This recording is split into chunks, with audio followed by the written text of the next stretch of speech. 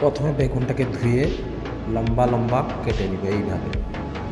তারপর একটা কড়াইতে চানা ডাল, গোটা ধনে, শুকনো লঙ্কা লাল করে ভেজে নিবে।